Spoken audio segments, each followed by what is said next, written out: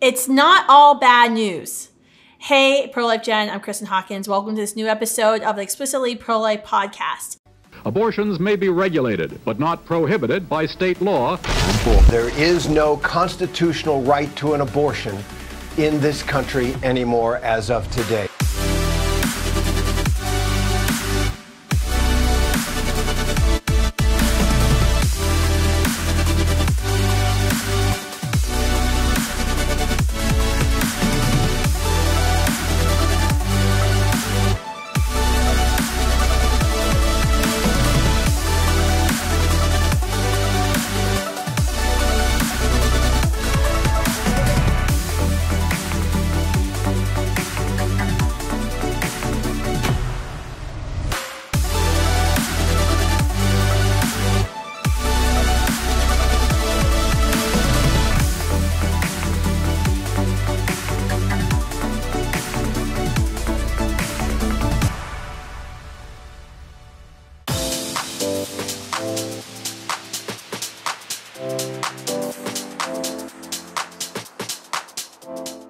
Storytelling is a powerful means of truth-telling that the pro-life movement could really benefit from now more than ever before.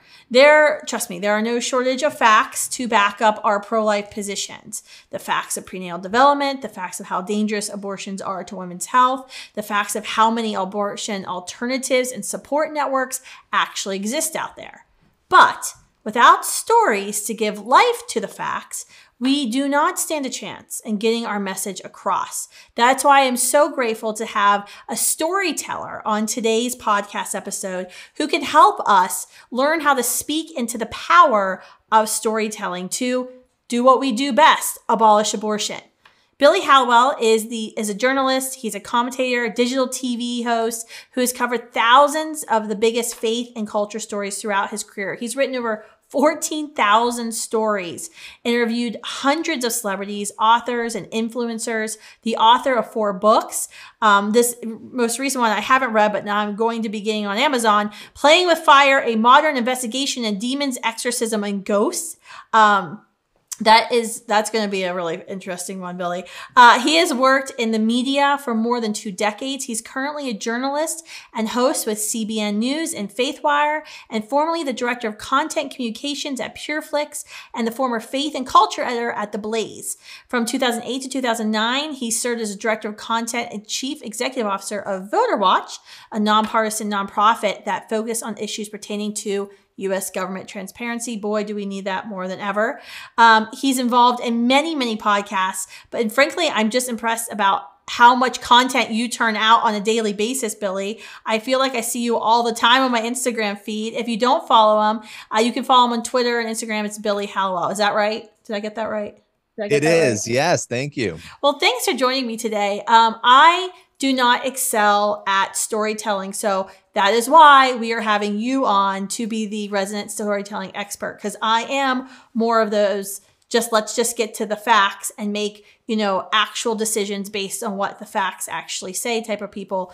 But I have found throughout the years of doing pro-life ministry that that's actually not how many people think, sadly. I think they should all think like I do, but they don't. What do you think is our movement's biggest obstacle when it comes to storytelling? Yeah, no, I love what you just said, because the facts are the most important thing, right? Logic is the thing, and all of your videos and your work show this. Logic is the thing that's going to convince somebody to come over to your side. I think the challenge we have right now is that there's a real me environment in our culture. It's all about me and all about my feelings, and it's my truth and your truth. We know, obviously, as believers and as people of common sense, that there is no my truth and your truth. There is just the truth. But because people are coming from that perspective, they almost need that emotional appeal to understand. And this is what a lot of the people on the pro-choice side have done so well, right? They've relied on emotion to bring people along on their side. And so I think the barrier that a lot of pro-lifers have is that they know the facts are on their side, and they then struggle sometimes to pull out those stories that are going to have that effect. And I guess, can you give us an example of kind of maybe like a recent conversation that's going on? I mean, there's a lot of conversations going on now in post-Roe America, and you're kind of responding to a lot of them on social media. But can you think of a recent example of, the pro-abortion, mega behemoth kind of putting out this lie or falsehood and the pro-life movement not responding to it correctly, maybe just with facts, but maybe where we could have done a better job or can do a better job using a story to get our point across?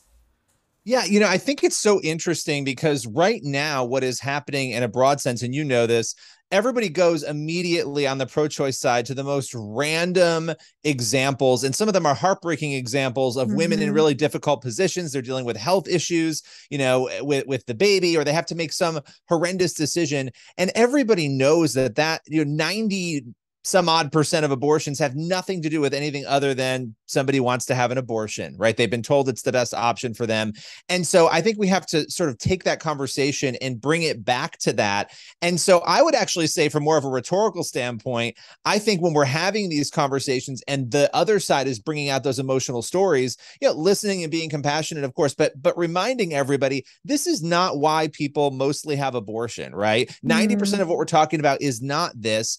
And then finding those stories. I mean, look, the film Life Mark, there's all these movies and shows and concepts that are coming out where I think we're finally starting to get really good at telling these stories. It isn't always about the abortion itself. Maybe it's about actually the adoption or what happened later on. We have to get good at, and I know I'm giving you a broader answer than what you asked for, but I think answering that call, right, of saying, look, there are tons of stories. I can think of one example.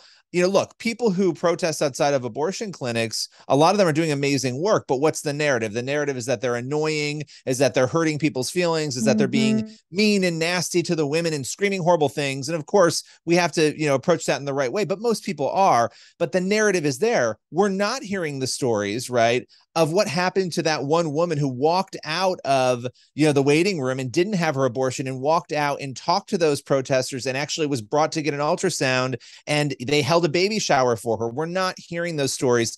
If the media is not going to give us those stories, right, then we need to tell them. And that's something I've been really passionate about because there's so many amazing stories like that.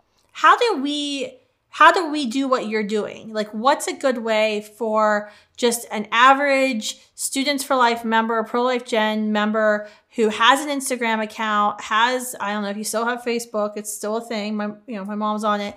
How do we tell those stories and bring those stories out and maybe look for them and then, really do a fine job of communicating them? Yeah, what's so interesting is so many people want to tell their story. We all have stories, right? When it comes to this issue, though, so many of the people who have made a decision for life, they've not even thought twice that maybe somebody wants to hear their story, but yet they're really open to telling them. And so my thing is always, first and foremost, if you have a channel, if you've got a Twitter account, an Instagram account, a TikTok account, no matter what it is, go and tell those stories. You don't have to overthink it. You don't have to be the best writer in the world. Look, we're on a podcast right now. There's video, there's audio, there's writing. You can tell stories in so many different ways, but I would tell people, be bold and unafraid. And when you start to look for these stories, you are going to find them. In fact, Life Mark, again, that film was based on a true story.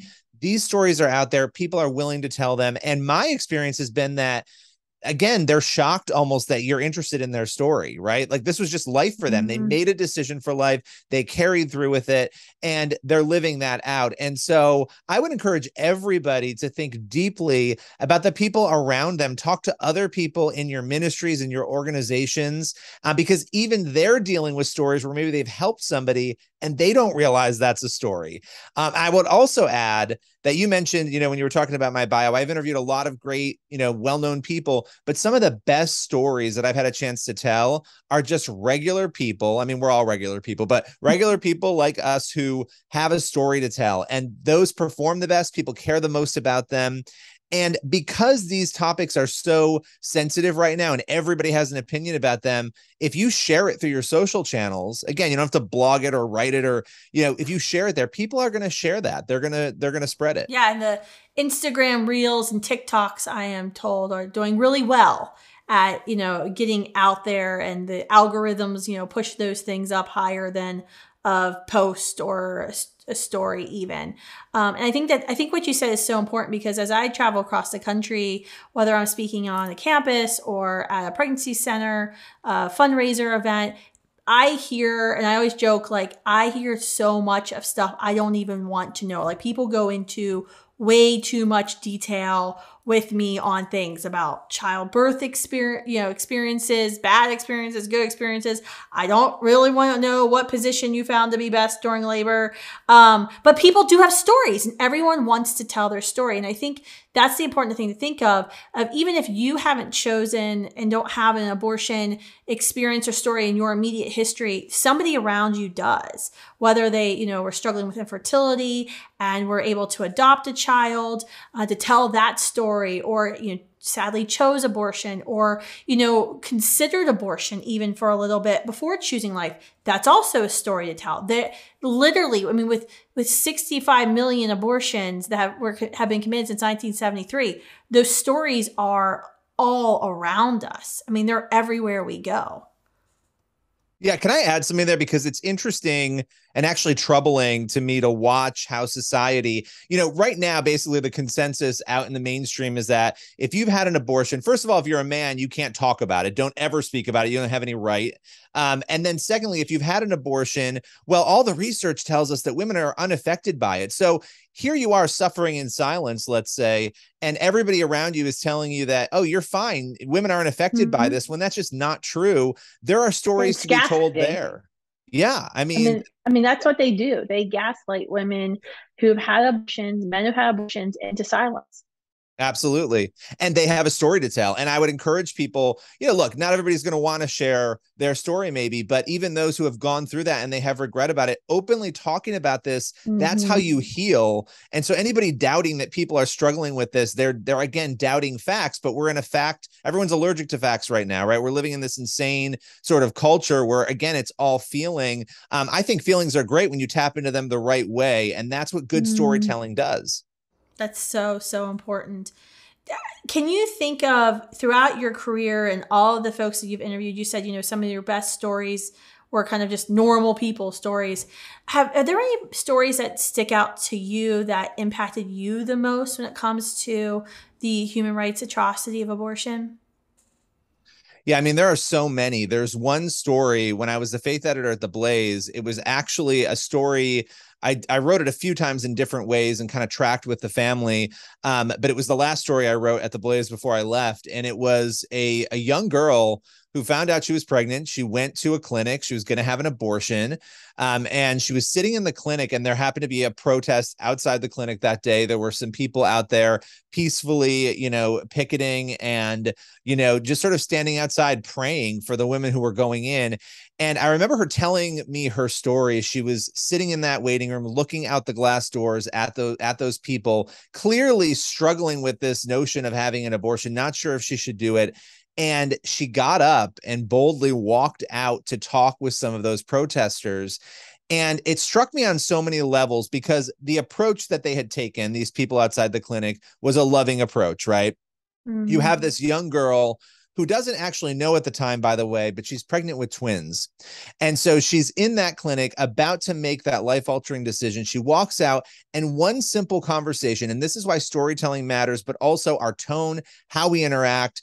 We have to tell the truth, right? That's why I love what you do. And then we have these moments where we have to kind of come alongside a person. So they came alongside her, brought her for an ultrasound, and they just encouraged her. And what ended up happening was this beautiful relationship where they held a baby shower for her. They tracked with her. They even helped babysit her babies when they were born. So she finds out she's having twins. She chooses adoption initially, and then she chooses to keep them. And because of the love that these people showed her, she made a decision not only for life, and adoption's a beautiful thing had she chosen that, but to then parent those kids. And so I was able to track with her a couple of years after those babies were born, and she was loving motherhood. And it was just such an amazing story of redemption and what happens when we make the right choice and when we have people around us willing to love us through that decision.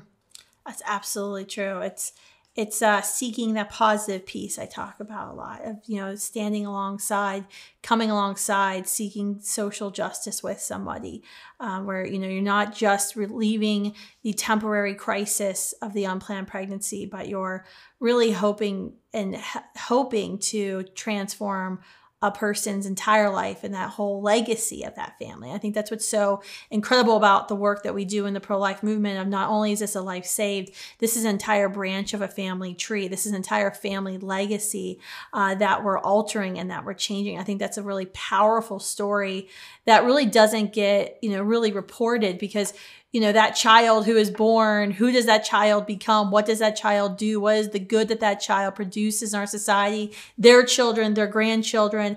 And it's almost overwhelming to think about the 65 million we have lost and these branches of family trees that have just been cut off, severed, and that this, these incredible human beings that, were going to produce such good who never were allowed to be born. And I just think that the impact of that is just almost impossible to tell. What are some of the most, I guess, your favorite pro-life storytelling movies or books? I mean, I get like all kinds of things. I get like DVDs of like pro-life plays. I've gotten pro-life musicals.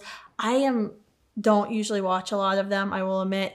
So don't send me your book idea. But what are some of your favorite ones that you think that we should do a better job of really elevating and promoting, especially right now? Yeah, I really love, I'm one of those people, I just love entertainment, and I don't get very picky and crazy about quality and all that. If the message is there, and of course I want great quality, but if the message is there, I love it. I think back to films like October Baby, and I did watch that one. Look, the things that are based on true stories, we can conjure up any story, and there's nothing wrong with that, right? But the things that are based on those stories, I think LifeMark does a beautiful job. Those are the stories that I gravitate toward. I found Abby Johnson's story always really compelling, and that's a very different kind of film, right? But I love showing the redemption. When you look at Unplanned, I mean, Unplanned is a rough movie. There's some really tough scenes in that film. But the story itself, one of the things about storytelling that's so important, and why I love that we're actually having this conversation, that we're seeing movies and books and shows come, is that if you look out there, and this better than anybody right now, if we don't tell the story well, and you need to have facts, and you need to have the character to tell the story, and you need to have obviously emotion and storytelling and all of that in the mix, but if we don't tell that story well, other people are going to hijack it. And we're actually watching this happen really interestingly right now. I mean, I don't know if you've seen Joe Scarborough, Al Sharpton, some of the segments they've done on MSNBC about abortion's not mentioned once in the Bible, right? And when I first heard them talking about this, I thought, well, I don't know what Bible you're looking at. I'm not really sure what, and we can make arguments outside of scripture too, but their point was that, Christians and evangelicals and others and Catholics are wrong essentially because they're reading the scripture wrong. I think Joe Biden just said Lindsey Graham's 15-week abortion proposal, the ban, the Prevention Act he wants to pass, was unbiblical and not Christian-like too. Well, this is what they're doing. So this is why good storytelling on our part is so important. They're rewriting the story. Before it was keep your religion out of our uterus. Don't now suddenly there's this shift, and I'm feeling it. You saw it with Gavin Newsom with his billboards, right? In Mississippi and Oklahoma, the billboards pointing people to California for abortion. They have a Bible verse on them, literally from Mark, talking about, loving others, right? So they're rewriting the story, which is why we have to write the stories. We have to get them out there, and this is why what you do, the facts are so important, because the facts are what really bring it home. That's right. Yeah, I think this is important for us as pro-life advocates, and realize if you have an Instagram, if you have a Twitter, if you have Facebook or TikTok, you have a voice, and you've got to use that voice, especially now. This is a all hands on deck moment. I think some people, I was talking with some pro-life leaders recently, and they were so almost shocked by the level of disinformation that is out there right now when it comes to abortion. You know, the fact that people are saying pro-life laws that are passed to protect women and children from abortions are going to kill women because women who are experiencing life-threatening ectopic pregnancies are going to die, when literally no pro-life law exists out there that would force a physician to watch a woman die who's experiencing ectopic pregnancy. And even Planned Parenthood's own website, until the pro-life movement started using Planned Parenthood's own website, said, you know, treatment for ectopic pregnancy is important. It's not an abortion, because it's not the intent of the physician to end a life. It's the intent is to save a life. Then Planned Parenthood, when the collective movement started promoting Planned Parenthood's own explanation that this fear-mongering was incorrect, they changed their own website.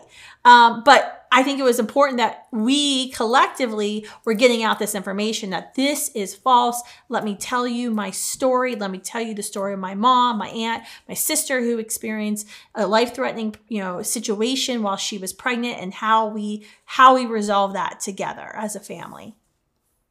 That's how you take the stories. That's how you take the narrative back. You tell those stories, and we have to be willing to do it. One of the things, I'm a lifelong conservative, right? I've always said, though, the left is really good at emotional triggers. They're really good at telling stories. They do it on healthcare. They do it on all of these issues.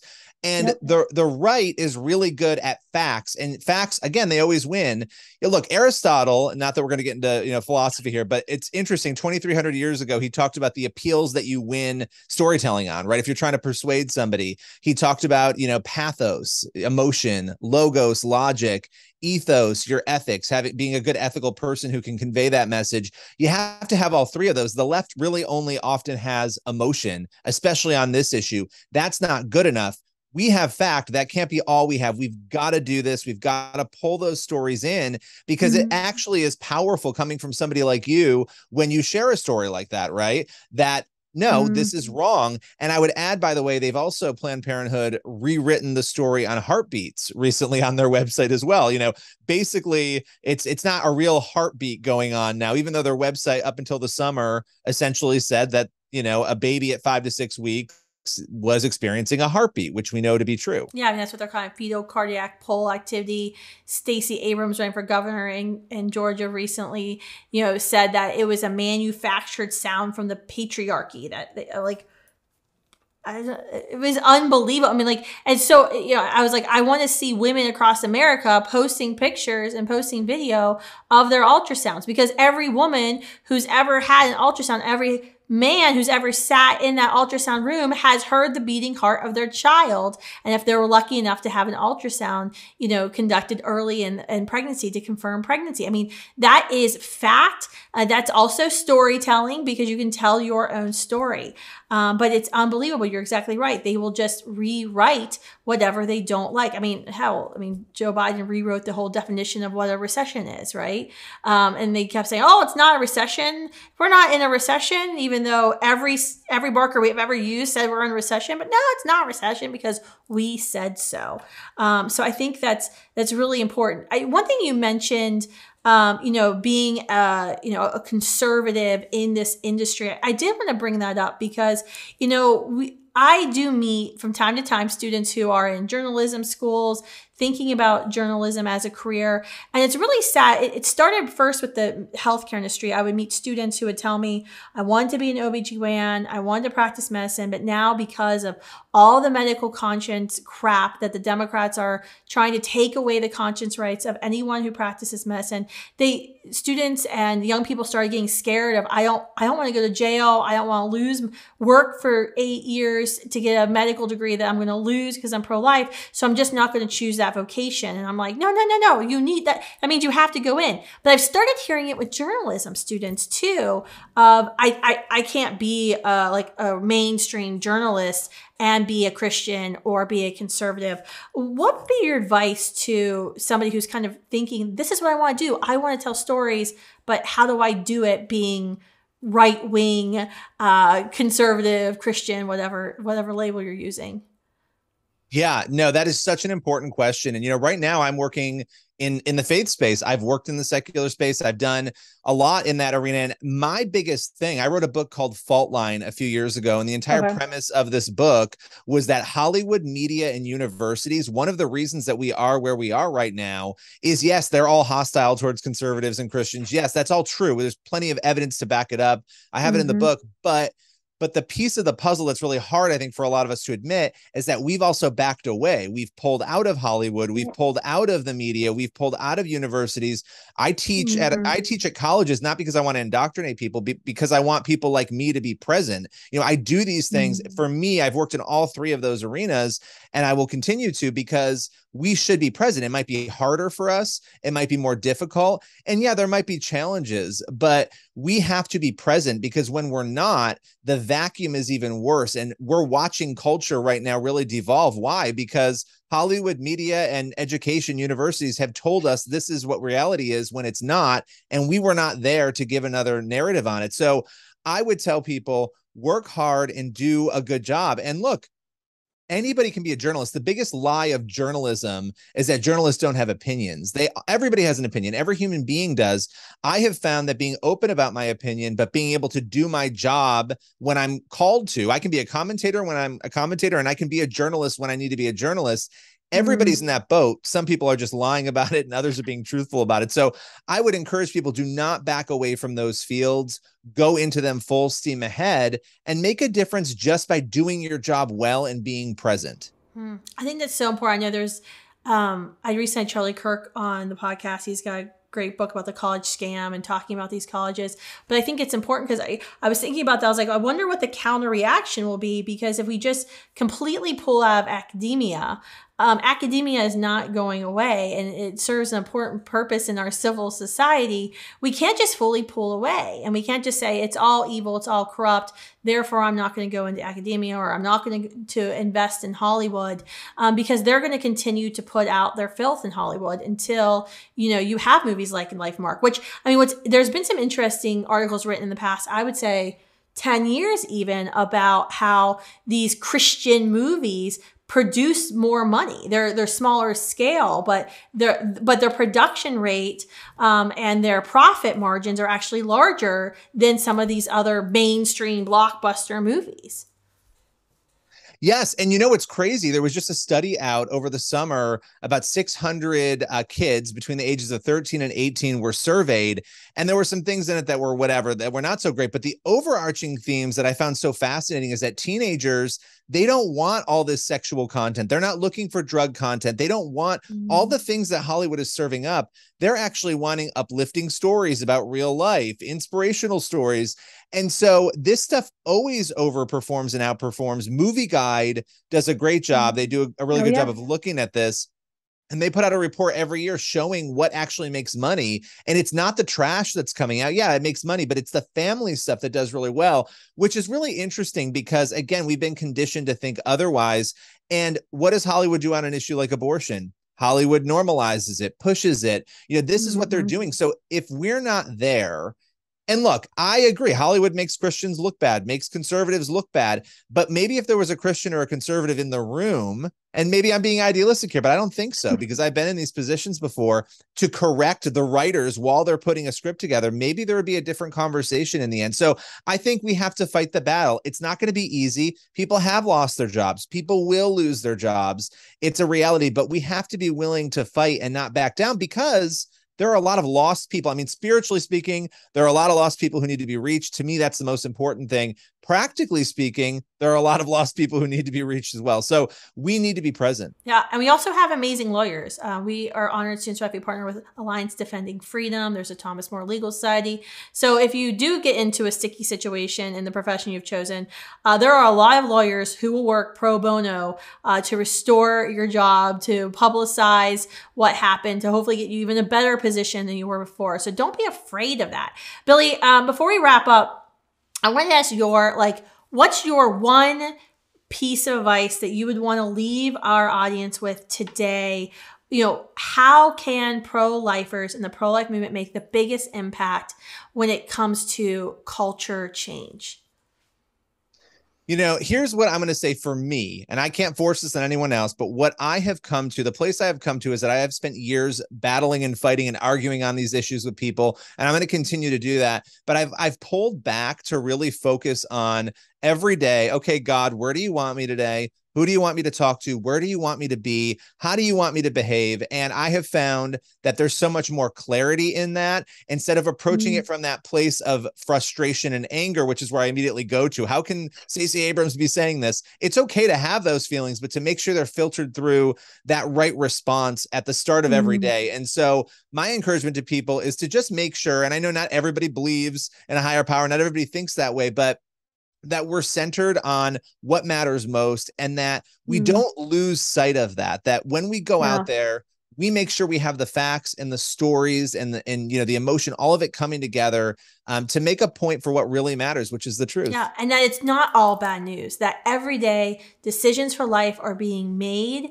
Children are being saved in the violence of abortion. Children are being placed with adoptive families. Entire branches of family trees are literally growing every day. It's not all bad news. And I think we need to keep that in mind when we're advancing, our pro-life movement, when we're engaging in the culture, to really keep these positive, inspiring stories out there and forefront of the mind, because those are, as you said, that's what produces change. It's what sticks with people. And so just, it's not all bad news, folks. Quit everyone. It's been really interesting to me in the past, I guess, couple of months in the fall of Roe and the aftermath of Roe. I've seen this rush of media articles. Like, I was in Washington, D.C. a couple weeks ago. Every single day that week, a major publication had published an article about the pro-life movement losing momentum. And I spoke with pro-life leaders who were like, one was telling me she was crying all the time. And I was like, what? Like, we're not losing. We just had this huge triumph. We have 15 plus states now that are abortion free. Independent abortion facilities are closing their doors. Yes, we have a mountain of misinformation we have to weed through. Yes, the most hostile states in our union, like California, New Mexico, New York, are doing everything possible to kill more lives. But there's amazing things happening out there across the country. I really just think a lot of folks need to get the heck out of Washington, D.C. and the Beltway. But I think we have to remember, it's not all bad news. There's amazing things happening, and we're doing pretty damn good considering we just came off this amazing victory that took 50 years, and we're already 15 plus states into an abortion-free America. So I think we're doing pretty good. All right. Thanks, Billy. Thanks for your time. Just to wrap up, where do people find you and get more information? So I've got a daily podcast with CBN News. It's called the Quick Start Podcast. So look for that. We break down all the news and headlines. And you can find me at FaithWire and also BillyHallowell.com. Thanks, Billy. And thank you all for tuning in today to this episode of Explicitly Pro-Life. I hope it was uplifting to you, gave you some practical tips and advice for what you can do to help us engage in our culture and not just have facts on your side, but have emotion, have the stories, and reminded you that everybody has a story, you have a story, and you are called to share it. Bye.